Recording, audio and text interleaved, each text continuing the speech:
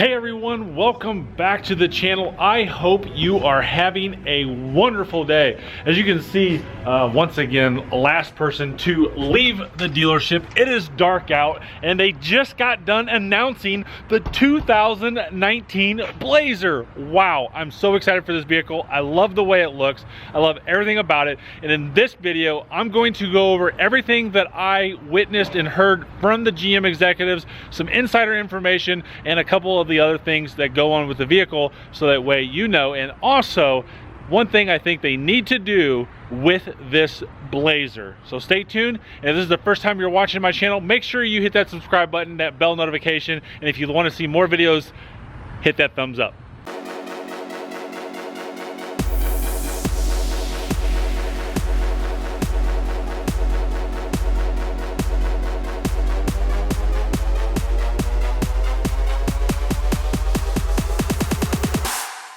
So late last year, when the 2018 Equinox was announced, it was announced as a smaller vehicle, and so of course I start asking questions why. It went to the size more of a Ford Escape rather than what our Equinox was prior, and the Equinox is a great vehicle for, you know, first time families, you know, the first kids, two kids, adding a kid. It's a perfect vehicle to get into at around $35,000. So I said, why are we going smaller? And then I was told that there's going to be a new vehicle popping out, and so the 2018 Traverse at the time wasn't introduced. I said, well, yeah, the Traverse, they're going to introduce it. What are they doing to that? No, it's not the Traverse. I said, really? I said, a totally brand new car to the product line. So now I'm getting really excited. So I put two and two together, started asking a little bit more questions, and I was sworn to secrecy that I would not put this out on the internet at the time that they were going to introduce the Blazer, which is more along the Grand Cherokee and the Ford Edge size. So I was like, wow, that's going to be a killer vehicle for Chevrolet, because there's been numerous times that I have lost business to people looking at Equinox that have went to Ford Edge. So if you've seen any of my launch videos, you know that I go into pretty good detail, therefore I talk a lot, so I apologize up front on that. And I take a lot of notes because I sit here and I study this stuff, and I try to get as much information out there that's good, that's straightforward, and answers a lot of questions that us consumers have. When's it going to be available? How much is it going to be? What trim levels are there? Stuff like that. So let's get right into the key competitors. There's only 4 people in this space right now.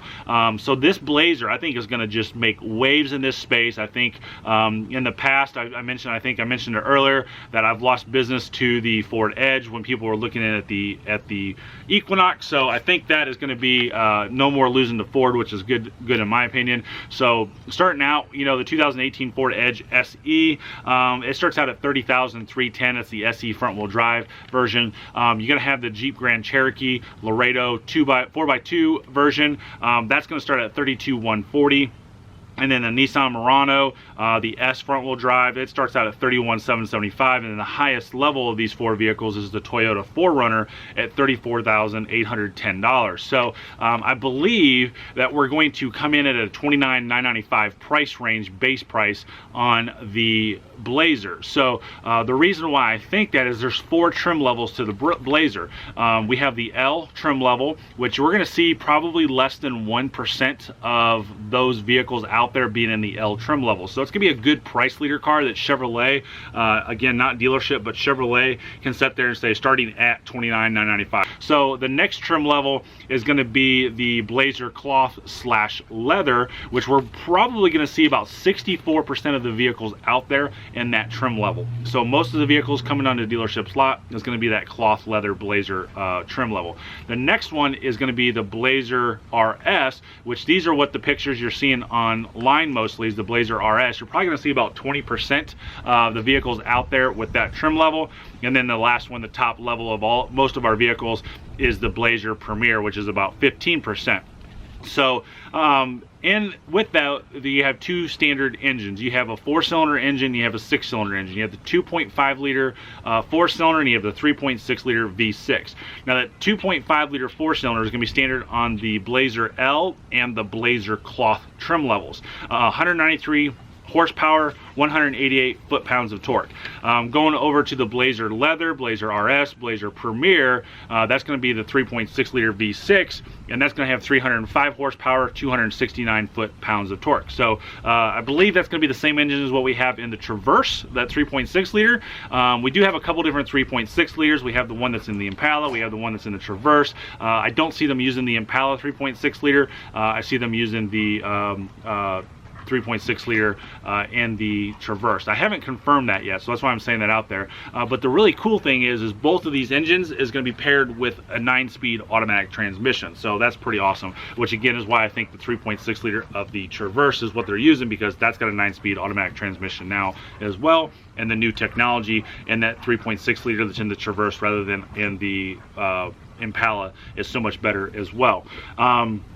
With that also, I think one of the things, you kind of compete with yourself every once in a while, right? So we have the Equinox, which is a little bit smaller. I've mentioned it before. It's kind of more like the Ford Escape range, which we've been selling the crap out of Equinoxes. I love selling these cars. And then currently we have the Traverse, which is a 3-row passenger, typically a 7-passenger vehicle, and you know, more space than the Ford Explorer. More, you know, it's got more usable space than the Tahoe. You know, all that stuff, and I love selling those. And I mean, those things are just, we can't keep them in stock. So to kind of give you an idea of length, width, and max cargo volume between the Equinox and the Traverse, the 2019 Equinox has 183-inch length overall. The Traverse has got 204, and the length is going to be just a little bit bigger than the Equinox, and a whole lot smaller than the Traverse. So I think it's going to have a really good length.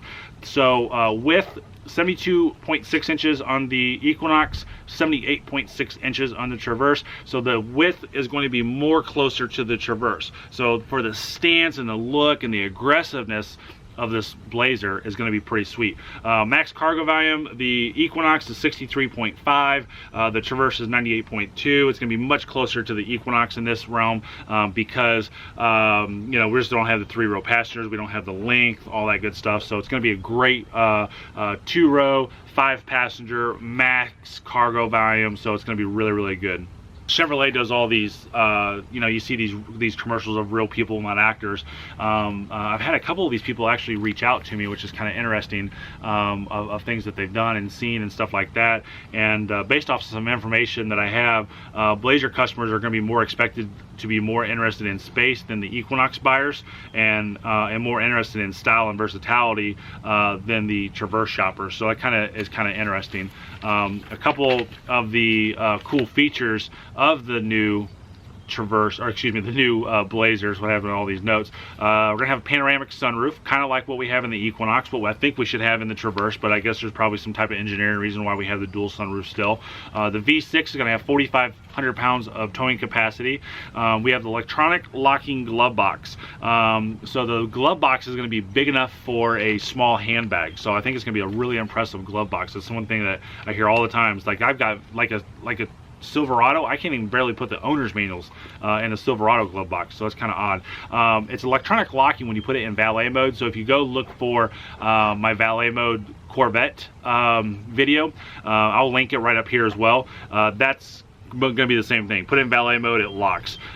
Heated rear seats, 6 USB ports in the vehicle, and hands-free liftgate like what we have on the Equinox and on the Traverse. Now, one thing that the Blazer is going to do that the Equinox doesn't do and the Traverse does do is going to put like a little Chevrolet halo on the ground so you know where to kick. So so that's going to be a really cool feature as well. So in my last video of how to test drive a used car properly, I mentioned spaced, S-P-A-C-D. It's, you know, and I told you what that terminology means, so you can go back and look at that video.